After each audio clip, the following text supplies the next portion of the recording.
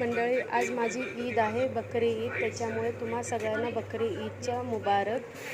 आज आपण बिर्याणी रेसिपी बघूया. बिर्याणीसाठी मी बकऱ्याच्या मटणला अद्रक लसूण पेस्ट लावून एका साईडला शिजवायला टाकलं आहे आणि बिर्याणीच्या भाताला मी एका साईडला सगळे खडे मसाले टाकून ते बी शिजवायला टाकले आहे. ते शिजल्यानंतर एका पातेल्यामध्ये तेल टाका, खडे मसाले टाका, कांदा चांगला लाल परतून घ्या बरं का. ते परतल्यानंतर लसूण टाका, अद्रक लसूण पेस्ट आणि टमाटर ते बी चांगलं परतून घ्या. दही चांगलं शिजू द्या तेल सुटूस तर. आणि सगळे लाल मिरची, हळद आणि गरम मसाला, बिर्याणी मसाला टाका. मीठ, थोडंसं लिंबू पिळा, हिरवी मिरची, पुदिना टाकून बी चांगलं तेल येऊस तर परतून घ्या.